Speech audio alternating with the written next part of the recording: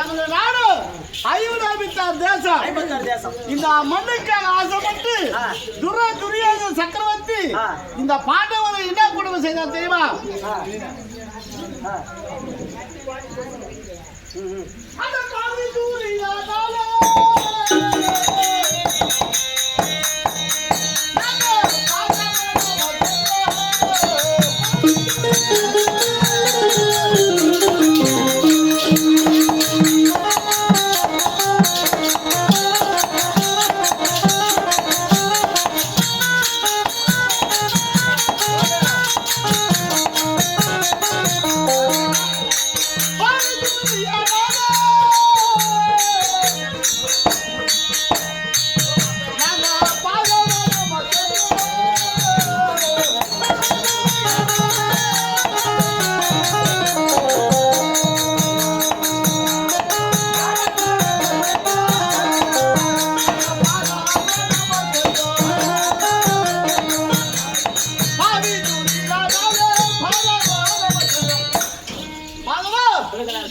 அப்படி துரியோதன சக்கரவர்த்தி இந்த ஐவனாபித்தார் சாத்துக்கு ஆசைப்பட்டு பாண்டவரை நயபால அத்திரபுரம் வரவழைத்து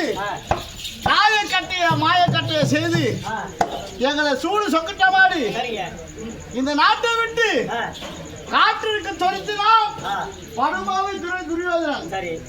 ஆனால் 12 வருஷம் வனவாசம் ஓராண்டு அஜ்ஞாதவாசம் கழிக்க வேண்டும் என்று எங்களுக்கு கட்டளையிட்டான் துரியோதனன். 12 வருஷம் வனவாசம் முடிந்து விட்டது. ஓராண்டு அஜ்ஞாதவாசம் முடிந்து விட்டது. என் பாட்டியாக விடக்கூடிய வாதவாசம் முடிந்து கேட்டேன். தாத்தா, இந்த நாட்டை நான் மணிமுடி சூட்டி ஆள வேண்டாம் அப்படி என்று கேட்டதற்கு வேற இந்த நாட்டை நீ ஆள வேண்டும் என்றால் உன்னுடைய நாட்டிலே தர்மர் வாஸ்தவ செய்தால் இந்த நாட்டை நீ அரசாட்சி செய்யலாம் அப்படி என்று என் பாட்டன் வேதவாச முனிவர் சொல்லிவிட்டார். அப்படி என்றால் பத்ரகிரி நாட்டை ஆளக்கூடிய யமுனாசூரன் சூரனத்திலே 5 அம்சமுள்ள பஞ்ச கல்யாணி புறவு இருக்கிறது.